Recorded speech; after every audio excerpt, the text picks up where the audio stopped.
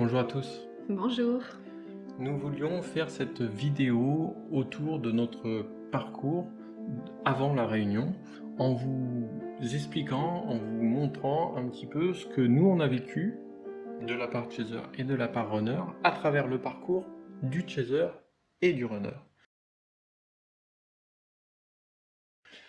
Du coup, on va partir un petit peu sur le runner pour vous expliquer, à travers ce qu'a vécu Elisabeth, comment elle a vécu son parcours avant la réunion, et puis moi, ce que j'en comprends, ce que je comprends avec mon regard de chaser de ce qu'elle a vécu, et après on fera l'inverse pour ma part. Donc, quand on s'est connus, au tout début, Mhm. quelle a été ta vision? Mhm. Quels ont été tes ressentis? Qui était cette personne? Qu'est-ce qui s'est passé autour de toi à ce moment-là? Alors déjà, préciser quand même on ne se connaissait pas du tout. Oui, pas du tout. Et on parle de quelque chose qui a 26 ans. Oui, On va respécifier, tu as raison, au début, oui. on s'est rencontrés et notre séparation a duré 24 ans. Voilà, pour ceux qui n'étaient pas au courant. Et on s'est rencontrés, on était jeunes. Oui, Vraiment, 15 ans, toi 18 ans. 18.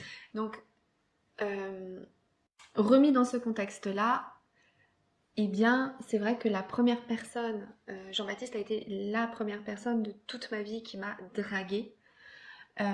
Draguée, bon, c'est un bien grand mot, mais en tout cas, c'est la première personne qui s'est intéressée à moi. Donc, Qui est venu vers toi. qui est venue vers moi, exactement. Parce que Draguer, c'était... ça me plaît pas trop, c'est pas trop mon genre de draguer. Ouais, non, mais en plus, c'est que c'était pas de la drague. C'est juste que tu es venu vers moi, euh, très... avec douceur en plus. Donc, pas du tout en mode envahisseur, quoi. Mais moi, j'ai vécu ça comme une invasion, comme quelque chose de bizarre, comme bah, qu'est-ce qu'il veut celui-là? Enfin voilà, c'était un petit peu les choses que je me suis dites à ce moment-là. Et dans mon ressenti, c'était vraiment déjà comme s'il y avait un danger. C'est bizarre, il est bizarre.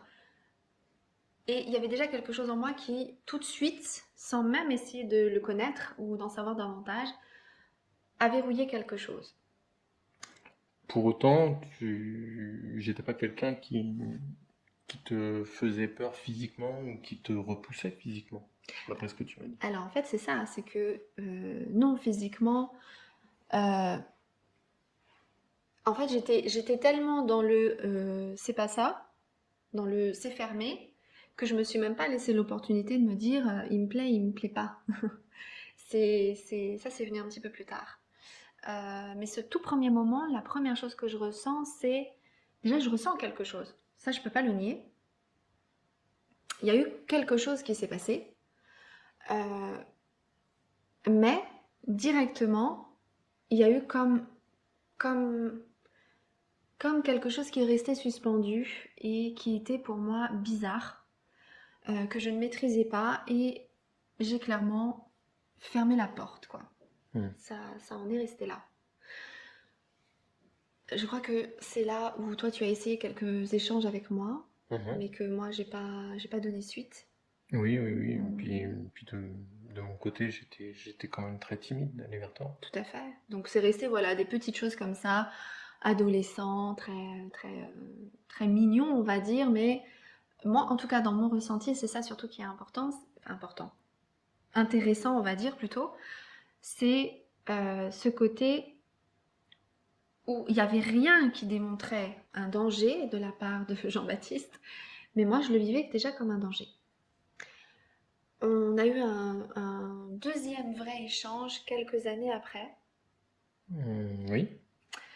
Euh, 4 ans plus tard. 3-4 ans plus tard, où là on s'est vus, Mhm. on a échangé un moment Hmm. ensemble, et Quelques heures. quelques heures, ouais. Et alors, ce moment-là, il est assez particulier, parce que j'acceptais qu'on se rencontre, Mhm. euh, j'acceptais clairement de ressentir la forte attirance que je ressentais pour toi, Mhm. qui était clairement là, mais pareil, j'ai en fait très vite senti, je me suis très vite sentie rejetée. Et Mhm. je l'ai très mal vécu. vu que ce que j'ai fait, c'est de te rejeter également. C'est le rejet, c'est à travers le fait que j'avais une petite amie à l'époque, c'est ça? Tout à fait. Et que tu, comment dire, moi je venais vers toi, Enfin, que mais tu croyais que j'avais une petite amie, parce que pour le coup, là, quand on s'était revus, en hmm, fait, j'étais séparé. moi je croyais que tu étais avec Je quelqu'un, sais. et donc je comprenais pas ce que tu faisais là avec moi. Mais bon, tout ça c'est plutôt des choses mentales. Moi ce que je veux c'est surtout rester sur le Hmm. ressenti. Et dans le ressenti, j'étais à la fois très attirée. Par contre, je voulais pas donner de place à cette attirance. Et en même temps, j'étais en train de rechercher la petite bête pour me dire que c'était vraiment bizarre, de continuer dans cette idée de bizarrerie et de danger qu'il pouvait y avoir. Qu'est-ce qu'il y a d'intéressant de vous dire ça? Et donc après, on ne s'est plus parlé Non, pendant 13 ans, ouais, à peu quand près. même. Une dizaine d'années. Ouais. Et donc, ce qui est intéressant, c'est que de mon point de vue, de masculin sacré, dit runner, c'est que avec le recul et en étant, j'espère, objective, vraiment dans le comportement de Jean-Baptiste, il n'y avait rien de dangereux, rien d'inopportun, de déplacé, de et de bizarre même, hein. Il n'y avait rien de bizarre, c'était juste un jeune homme qui est attiré par une jeune femme et qui essaie de le lui faire comprendre et d'une façon plutôt polie et correcte, j'ai envie de dire. Et moi, par contre, dans mon ressenti, déjà, hein, donc c'est ce que je dis bien souvent, il aurait pu faire n'importe quoi, que je percevais du danger. Je le percevais et je le ressentais en moi, et il y avait vraiment quelque chose qui, à son contact, se fermait. Après, il y a eu des choses un petit peu particulières. Tout d'abord, après, j'ai eu différents compagnons. Et Jean-Baptiste est toujours resté dans un coin de ma tête. Il est toujours un peu, ce moment qu'on avait partagé, ces quelques heures qu'on a partagées, sont restées euh, très ancrées dans un coin de ma tête, vu que c'est quelque chose qui revenait très très très régulièrement. Mais quand je dis très régulièrement, ça venait très régulièrement. C'est juste que je le mettais un petit peu de côté. Au point même que j'ai eu après des histoires plus ou moins longues que j'évoquais plus du tout. Jean-Baptiste, c'est quelqu'un que j'ai évoqué très souvent tout au long de ma vie à différentes personnes. Donc c'est comme si bah, il était là, quelque part, inconsciemment, involontairement, mais voilà, c'était dans l'inconscience, c'était un deuxième plan. Au premier plan, bah, je continuais ma vie, et je ne donnais pas plus d'importance voilà, que ça à ce qui s'était passé. Mais par contre, je n'arrivais pas à l'oublier. Donc ça a été après, bah voilà, tout le long Mhm. de toutes ces années de silence. Euh, Est-ce que tu veux parler du moment de ta prise de conscience? La prise de conscience que... Que j'étais quelqu'un d'important pour toi, puisque pendant tout ce temps-là, tu as donc quelque part tu t'es caché. Alors voilà où vient l'œil du chaser par rapport à ce vécu. Mhm. C'est que pour moi, toutes ces années, en réalité, tu t'es caché le fait que tu avais de l'attirance pour moi. Tu as, tu étais vraiment dans le déni, Oui, dans le vraiment déni. Hmm. Voilà. Donc c'est vrai que c'est comme s'il y a quelque chose qui reste en latence. Et oui, comme tu dis, c'est toute l'incompréhension entre le ressenti, et c'est bien souvent ce que je dis du runner, qui est vraiment dans une contradiction entre ses ressentis, ce qu'il dit et ce qu'il fait. C'est une incompréhension totale. Pourquoi? Parce qu'il est beaucoup dans le déni, il est beaucoup dans l'inconscient, il est beaucoup dans la lutte, j'ai envie de dire, de lui-même, même si pour moi c'était pas une lutte, c'est que ce que je ressentais, je le ressentais vraiment, voilà, je sentais vraiment qu'il y avait un danger, Ouais, donc c'est un vrai déni, quoi. Ouais, voilà, au point de dénier ce qui est vraiment ton essence. exactement. Ouais, c'est très étonnant. Oui, et ce déni, il est d'autant plus violent quand on arrête d'être dans le déni. Et là, en effet, on est plus sur la partie de la réunion, Mhm. mais je pense qu'on fera plutôt une autre Oui, vidéo oui. là-dessus. Là, c'était vraiment important de préciser à quel point le runner est vraiment dans un comportement de déni, de se cacher des choses à lui-même, de ne pas vouloir donner d'importance.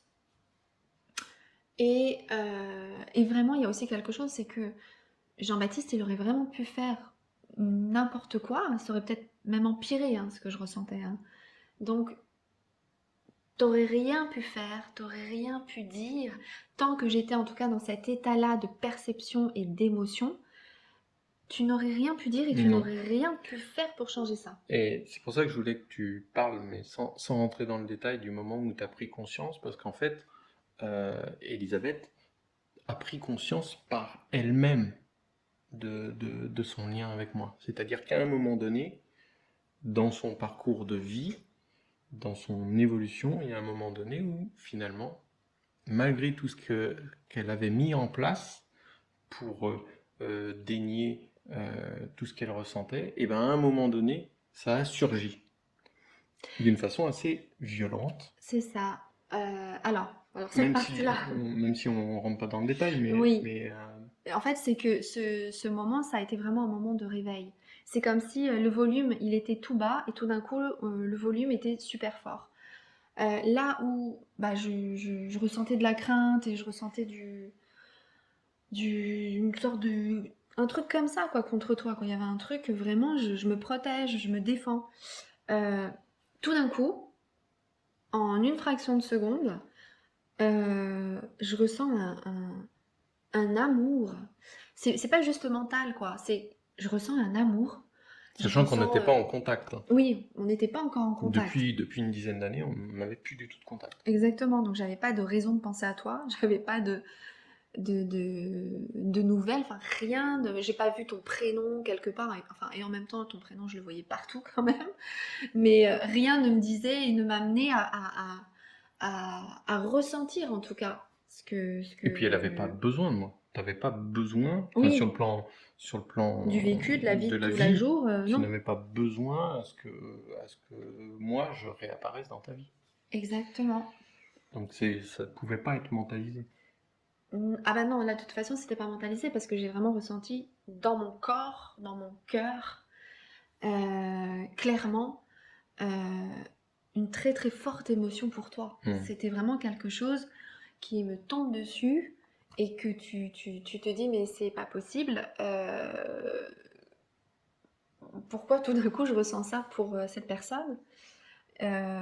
Donc là là j'essaie de mentaliser les choses, mais c'est juste pour expliquer ça, cette histoire de volume où je suis passée de rien à tout en, en quelques minutes, Hmm. quoi. En quelques minutes.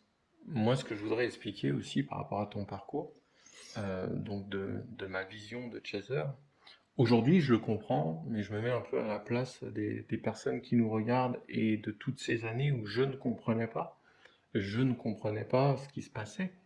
Pourquoi toi, euh, au début même de notre réunion, je ne comprenais pas pourquoi ce déni, pourquoi le runner est autant dans le déni et autant à se cacher la vérité, alors que pour un chaser, Oui, c'est une évidence, oui, tout à fait. Mm. l'évidence du lien. Et Ouais, l'évidence du lien pour le chaser implique de ne pas comprendre que ce ne soit pas évident pour son runner. Et ça, c'est très compliqué. Sauf que dans notre cas, je suis l'homme à être chaser, mais il peut se poser le problème quand l'homme est le runner. Parce qu'en fait, là où Elisabeth a réussi à dépasser son déni de runner, à prendre sur toi et ou à t'ouvrir le cœur, il y a le fait aussi que tu es une femme. Parce que pour moi, euh, dans le parcours d'un homme sur le plan plus social, plus euh, représentatif de ce qu'est l'homme, quelque part, d'avoir un chaser qui lui court après, bah finalement, ça représente juste, au niveau social, quelque chose de normal, entre Ouais, guillemets, de commun. de connu, Mhm. voilà. Quelque part, pour un runner homme, bah, c'est normal qu'il ait une femme qui lui court après. Ce qui est un petit peu différent dans notre cas. Et donc, cette différence peut amener à ce que le déclic soit plus difficile pour pour un runner homme que Homme, pour un runner femme. c'est vrai. Maintenant, il y a aussi un autre aspect Oh, ouais, parce que non, il y qu'on a voudrait aussi. aborder, c'est que beaucoup de personnes se trompent sur leur polarité, mais complètement. Complètement, et on le voit, nous on le voit tous les jours, à travers les personnes que tu accompagnes notamment. On côtoie quand même des centaines de FJ aujourd'hui, Mhm. et on se rend compte que beaucoup de personnes, beaucoup d'entre vous, pensent être chasers et sont des runners. Qui est un moyen d'être dans le déni, Exact, qui est un moyen de fuir, exactement. qui est une stratégie possible. Bah, tant que je suis chaser et que mon runner ne bouge pas, et ben moi je sais que je dois travailler moi sur moi-même. Moi je fais tout ce qu'il Je fais tout faut. ce qu'il faut, mais ce sera à lui de revenir quand Hmm, il voudra revenir. ouais. C'est sans jugement. Mais c'est vrai que par rapport Après, à... c'est sans jugement, vu que tu l'as vécu et que tu sais bien que c'est de toute façon inconscient. Oui, c'est C'est inconscient, pas. tout ça c'est involontaire, tout ça c'est inconscient et on essaie là de vous partager cette expérience plus pour vous aider à peut-être comprendre ou déculpabiliser Oui. des choses que vous pouvez ressentir, plus que pour vous dire voilà c'est comme ça qu'il faut voir les choses. C'est pas du tout notre intention, mais c'est plus voilà pour vous permettre à travers notre expérience bah, de vous rendre compte de là où vous pouvez en être. De toute Et façon, là, excuse-moi, je t'ai coupé. oui, parce que je voudrais juste, Vas-y, excuse-moi, vas-y. préciser quelque chose. Aussi pourquoi il me semble que ça peut être plus facile pour une femme reneuse, même si elle est masculin sacré, d'avoir ce déclic ou cette ouverture. Moi, je sais que j'ai eu cette ouverture-là parce que j'étais dans un moment de grande, grande ouverture à l'amour. J'étais dans un moment d'amour vis-à-vis de moi-même, vis-à-vis de la vie, que j'avais déjà ressenti, ok, mais là, j'arrivais vraiment à un moment très, très intense de cette capacité d'amour. Et je pense que c'est ça qui a fait que j'ai pu sentir cet amour auquel j'étais fermée jusque-là et j'étais plutôt quelqu'un qui était fermé à l'amour de façon générale. Je le recherchais beaucoup, je le revendiquais beaucoup, mais au final, c'est c'était quelque chose que je vivais d'une façon assez maîtrisée. Et je pense que ça, c'est plus facile pour une femme parce que les femmes, on est plus en introspection de nous-mêmes, on est plus dans nos émotions, on est plus dans nos ressentis. Et c'est vrai que même si on voit de plus en plus d'hommes Oui, faire un parcours d'introspection, d'ouverture à eux-mêmes et ça se mais voit de plus en pour les hommes plus. runners, c'est difficile. Même ceux qu'on accompagne, Mais c'est vrai que c'est pour les difficile. hommes, atteindre Cette ouverture. cette ouverture, Mm. mais c'est vraiment le moment où en fait on lâche aussi ces barrières, euh, c'est en effet peut-être un petit peu plus délicat pour les hommes. Même si j'ai pas envie de rentrer dans ces généralités hommes-femmes, Oui, mais là, ça a quand même un peu d'importance ça a une sur le. importance, je dirais, plus éducative, Ouais. culturelle, donc du coup comportementale, que vraiment propre au fait d'être un homme ou une femme. Il y a des hommes aussi qui sont très ouverts, très sensibles, très dans le cœur. Donc je dirais que la raison majeure qui explique Mm. ça, c'est peut-être davantage l'éducation, le comportement, la culture. Voilà, je voulais juste préciser ça. Tout à fait. On passe à À ta ma partie, façon de voir les oui, choses, enfin ma façon d'avoir vu mon propre parcours. ouais. Euh, donc moi pareil, je rencontre cette jeune fille euh, complètement par hasard. À la seconde même, je sais que cette personne est la personne la plus importante pour moi. J'en prends tout de suite conscience. Même si je ne sais pas mettre des mots dessus, je ne sais pas, voilà. Euh, donc j'ai un besoin vraiment très très fort de lui partager mon amour, et d'ailleurs c'est ce qui me pose le plus de problèmes, puisque en fait, à la rigueur, ne pas être aimé, j'arrivais à le comprendre. Elle avait le droit d'aimer, de ne pas m'aimer ou de me détester, mais par contre, ce que je n'arrivais pas à comprendre vraiment, c'est de ne pas pouvoir te montrer mon amour et de que tu ne sois pas capable de comprendre que je sois en amour pour toi. Ça, c'est ce qui a été vraiment le plus douloureux pour moi à comprendre. Et je pense que c'est le cas aussi de beaucoup de chasers, c'est-à-dire qu'on a envie on a envie que le runner se rende compte du point auquel on aime. Alors que pour moi, c'était là où je percevais du danger. Mm. C'était cette intensité, cet amour incompréhensible qui sort de nulle part. Euh, voilà où moi je sentais de la bizarrerie. C'est-à-dire qu'en fait, de ce que j'en comprends, c'est qu'il aurait fallu adoucir, apaiser ça, enfin, de façon un peu euh, euh, Je pense pas. si j'étais arrivé Tu étais très ah oui, j'étais doux. très doux, donc T'étais c'est pas très très doux. logique. Non, non, y avait rien à faire. C'était moi dans ce que tu dégageais, c'était moi. En fait, Donc en fait, tu prenais bien conscience en réalité de l'amour finalement, de façon inconsciemment, inconsciente, de façon inconsciente, c'est que qui se transformait finalement. je ressentais ça comme vraiment quelque chose de bizarre. Tout d'un coup, ce mec qui tombe là, qui est super amoureux, intensément amoureux, et je le ressentais en plus. C'était bizarre, mais du coup, par contre, ce qui est intéressant, c'est que pourquoi est-ce que ça me semblerait bizarre d'être autant aimée, Hmm, tu hmm. vois? Vu qui j'étais et vu mon histoire, etc., ça avait vraiment du sens en fait. Que je ne sois pas à même de percevoir cet amour, de le percevoir comme un danger. Voilà. Hmm. Donc, tout ça pour dire que à ce moment-là, en tout cas, c'est vraiment cette intensité-là, elle est perçue, Mhm. mais vécue vraiment comme quelque chose de dangereux, de bizarre. Donc pour ma part, de Mm. mon côté, ben, je comprenais pas tes réactions. Je comprenais pas en même temps que bah, au moment où on s'est un tout petit peu rapproché, ou en tout cas tu m'as permis de venir vers toi, bah, j'ai pas compris pourquoi d'un seul coup c'était très chaud et puis tout de suite derrière très froid. Mhm. Très froid au point de complètement refermer complètement la porte, quoi.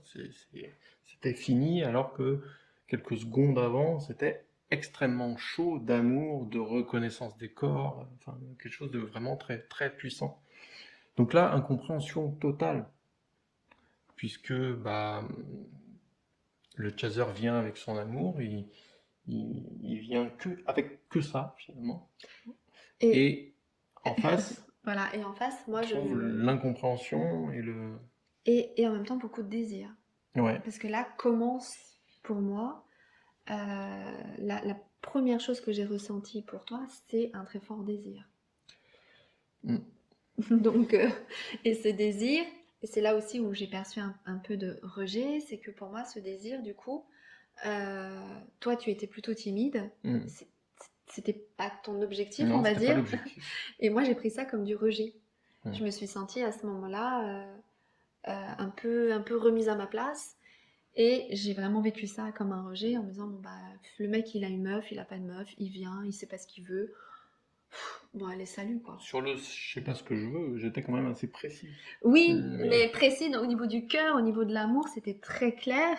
Alors que pour moi, je me disais, bah, si c'est ce que tu veux, pourquoi tu vas pas plus loin? Mais il était clairement pas là pour ça, quoi. Et moi, j'ai vécu ça comme du rejet. Et clairement, du coup, je me disais, bon, il est trop bizarre, j'en reste là. là encore, même parallèle que tout à l'heure, quand le runner est homme et est dans plutôt l'attirance sexuelle Ouais. plutôt qu'amoureuse, Mm, mm. Et ben l'amalgame là, il est vite compliqué parce que on peut vite soit croire que bah, du coup on a juste affaire à un runner qui veut profiter des atouts sexuels du chaser. Lui-même ne se rend pas compte de son attirance d'amour. Donc c'est vite compliqué quoi. C'est vrai que c'est là où c'est assez complexe et où il faut prendre l'information, mais en être mesuré. Parce que c'est vrai qu'il y a cette attirance sexuelle et je pense que c'est quelque chose que je perçois chez beaucoup de couples, hein. C'est qu'il y en a un qui est ouvert au niveau du cœur et l'autre qui est ouvert davantage au niveau sexuel, davantage dans les chakras plutôt bas. Et selon la conscience, la responsabilité, ce qu'on va faire de cette énergie-là, de cette ouverture-là, eh bien ça va être plus ou moins, j'ai envie de dire, dans une attitude plus ou moins correcte. Et c'est là où, en effet, il est important de, de savoir ça et en même temps d'y faire attention et de savoir aussi s'en prémunir. Moi, pour mon cas, je m'en suis pas amusée, je n'ai pas abusé de ça. Au Ouais, contraire, mais je pense que l'aspect être une femme oui, change aussi à ce niveau-là de la perception des choses. peut-être en effet. Là-dessus, en effet, c'est peut-être plus aidant, on est peut-être plus en accueil de ça, mais regarde, pour le coup, moi je me suis sentie rejetée, j'ai fermé la porte, quoi. C'était terminé, je voulais Mm. plus entendre parler de toi. Et moi, du coup, un gros sentiment d'abandon Ouais, voilà. pour rester bien dans les codes. Oui, qui a duré. Alors pour le coup, voilà, la suite, c'est que Mm. toi, pour le coup, ce sentiment d'abandon, il a duré 3-4 ans.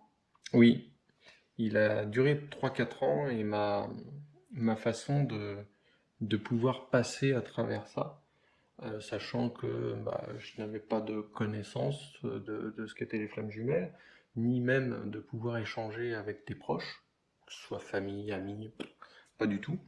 Donc mon moyen de passer à travers, ça a été, moi j'appelais ça d'accepter en fait, d'accepter qu'elle puisse refuser mon amour, d'accepter qu'elle puisse vivre sa vie et que c'était quelque part le plus beau cadeau que je pouvais lui faire. J'ai mis à peu près 4 ans à vraiment ressentir ça et vraiment le porter en moi. Ce lâcher prise, que j'appellerais aujourd'hui un lâcher prise finalement. Est-ce que tu crois que c'est durant ces 3-4 années, est-ce que tu aurais vécu une nuit noire de l'âme? Est-ce que tu as l'impression d'avoir été dans un état dépressif? Non, pas du tout au sens qu'on le voit. Mhm, La nuit noire de l'âme, pour ma part, je l'ai vraiment rencontrée au moment de la réunion. mhm. Là, avec une vraie dépression, avec, avec des hauts très hauts, des bas très très bas, avec des plein d'idées sombres. Enfin, non, vraiment. Et puis un écroulement de tout, enfin, tel que la nuit noire est très bien décrite par beaucoup de personnes. Non, pas à ce moment-là. À ce moment-là, j'étais dans un choc amoureux, un choc d'abandon. Voilà, mais j'étais pas dans une nuit noire de l'âme. Non, j'étais vraiment dans une déception, Mhm. une grosse déception amoureuse que j'arrivais à dépasser par mes propres moyens, avec du lâcher prise. Là, par contre, le lâcher prise me parle complètement, même si, bien évidemment, le lâcher prise n'était pas suffisant parce que Elisabeth restait dans mes pensées et revenait euh, très souvent. Je ne sais pas dire, et c'est pour ça que je n'en parle jamais, je ne sais pas dire pendant combien d'années je pensais à toi tous les jours, mais ça se compte en années. Après, ça s'est espacé, mais ça revenait, et je te recherchais, et régulièrement, ça revenait. Et alors ça aussi, quand tu me racontes ça, moi à chaque fois c'est ça qui m'interpelle, c'est que t'as pas pu me trouver. Tu essaies de me retrouver Oui. et Ah, j'ai essayé tous les moyens possibles. alors c'était facile de me retrouver, hein. Mais tu n'y arrivais pas. C'est comme s'il y Bah, avait quelque chose qui ça a été est... plus flagrant au moment de la réunion, ça. Bah oui, C'est vraiment flagrant bah parce oui. que je sais, et vraiment ça a avéré que je te recherchais régulièrement, Mhm. impossible de la trouver, y compris sur les réseaux sociaux. Et le jour de sa prise de conscience, quasiment, là, moi aussi, on vient me chercher par l'intermédiaire d'une personne, enfin, je rencontre quelqu'un qui me fait penser à Elisabeth, qui me... J'avais vraiment l'impression que c'était elle, cette impression forte me pousse à aller encore chercher, et là, Et là, tu me trouves. je, je te trouve, je reviens vers toi, donc au même moment où elle a sa prise de conscience. Bref, c'est pour la petite histoire. Ouais, mais en tout cas, pendant ces années-là, c'est comme si, et d'ailleurs, on l'a vu aussi, Oui, il y avait un blocage à ce que la réunion se fasse. ouais, ou qu'on se croise également, parce que finalement, on a eu Oui, pas mal d'endroits où, on où s'est on, on s'est tour- tourné autour, on hein. s'est tourné autour, mais c'est comme si, voilà, c'était... Alors on s'est tourné autour, et d'ailleurs, je vais revenir là, sur cet aspect-là, c'est mm, que moi, pendant toutes ces années, je m'attendais à te voir partout. Je te mm. cherchais partout où j'allais. J'avais toujours un regard un peu lointain pour essayer de voir si je t'apercevais. Surtout que, au tout début de notre rencontre, j'avais cette perception à arriver à la voir à une grande distance, même à des endroits improbables, au milieu d'un groupe de personnes. Ça m'est arrivé plusieurs fois, où j'arrivais à te voir alors que j'étais très loin, tu étais dans un groupe de personnes, à un endroit où tu ne devais pas être. Voilà. Mais par contre, effectivement, Et ça, c'est resté. oui, c'est resté. Ça, Ouais, c'est quelque chose qui c'est reste, resté. parce Mais que, j'ai l'impression que maintenant, c'est beaucoup toi. oui, Peut-être même plus encore que moi. oui, oui, maintenant, c'est vrai que, voilà, là, c'est encore autre chose. Ouais, c'est encore autre chose. C'est encore autre chose. Mais ce truc-là que tu es capable de me percevoir dans une foule, je montre des photos de Jean-Baptiste où, vous savez, Ça a été...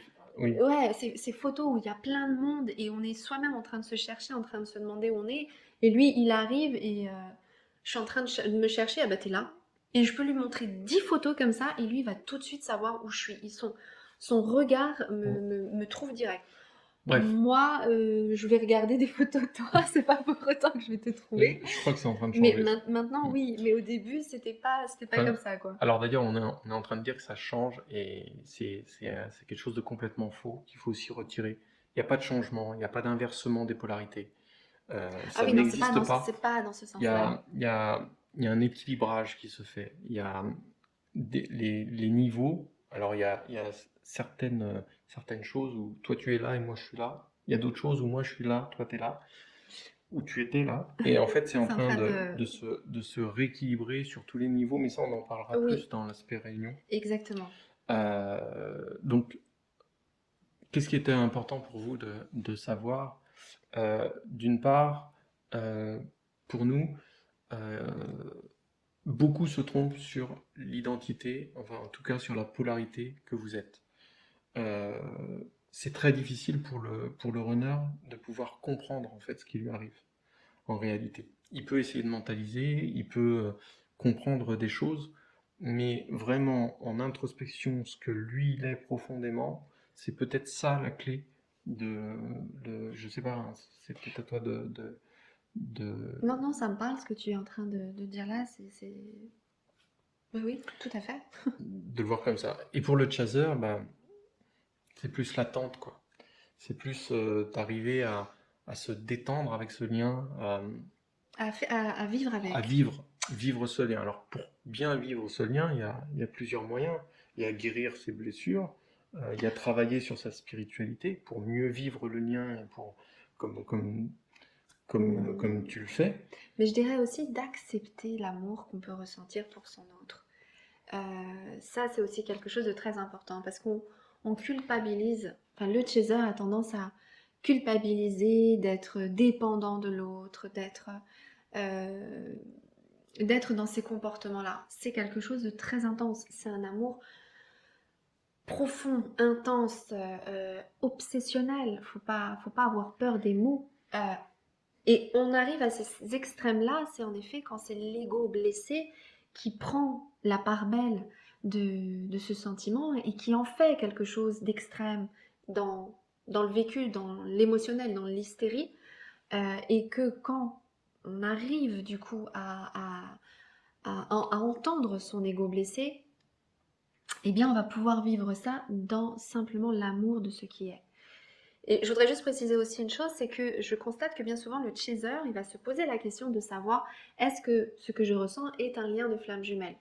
C'est-à-dire d'essayer de définir l'amour qu'il ressent pour son autre. C'est là où lui, il va peut-être avoir des doutes et son cheminement de discernement va être sur cette question. Le runner, lui, sa question, ça va plutôt être sur qui est mon autre? Qui est mon jumeau? Là, lui, il se peut que, vu que c'est une anguille et qu'il fait tout quelque part pour être dans le déni de ce qu'il ressent, lui, son épreuve, ce qui va l'amener vraiment à évoluer et à trouver son discernement, ça va être dans le questionnement qui est mon autre, et bien de savoir le reconnaître. Donc, tout un vaste programme. Ouais. Euh, c'est pas un parcours facile. Euh, il n'y a pas de règles, de lois ou de cheminement. Toutes les histoires ne se ressemblent pas. Alors, Absolument. ce qu'on essaye de traduire par rapport à notre propre histoire, c'est plutôt nos ressentis, nos prises de conscience par rapport au lien, pas par rapport à ce que nous on a vécu qui doit être vécu par d'autres. Ce n'est pas ça. C'est vraiment dans la compréhension de ce qu'on ressent en tant que chaser, en tant que runner. C'est plus là qu'on va arriver à pouvoir agir. Et pouvoir agir, c'est ce que tu viens d'expliquer. C'est soit d'avancer sur son parcours d'éveil au lien, ou d'éveil spirituel d'ailleurs. Oui, parce que il n'empêche que moi, enfin, ce qui m'a vraiment aidé durant ces 20 dernières années, c'est les problèmes que j'ai rencontrés qui m'ont amené naturellement à me faire aider. Et j'ai rencontré des gens incroyables, géniaux, pour qui j'ai une profonde gratitude, et qui m'ont du coup permis de me trouver, de guérir mes blessures, de grandir en amour et de laisser tout cet amour se manifester au point que ce qui devait advenir est advenu. Donc, c'est vrai que ce chemin d'ouverture à soi-même, pour laisser place à ce qui doit être, c'est aussi un chemin vraiment essentiel pour pouvoir évoluer, pour pouvoir être bien. Si vous avez des questions ou des commentaires, n'hésitez pas à les mettre en dessous, on y répond. En tout cas, on les lit. Vous pouvez nous contacter Elisabeth si vous avez besoin d'un rendez-vous pour être accompagné sur ce parcours. Dans les liens qui sont sous la vidéo. On vous remercie, vous êtes de plus en plus nombreux aussi sur le groupe. Donc voilà, on le fait à chaque fois, mais voilà. Et puis en plus, c'est plein de gratitude parce que il y a une bonne ambiance sur le groupe, les gens s'entraident vraiment. Oui. Donc voilà, on remercie jamais assez. Merci. On vous dit à très bientôt. À bientôt. Prenez soin de vous. Au revoir. Au revoir.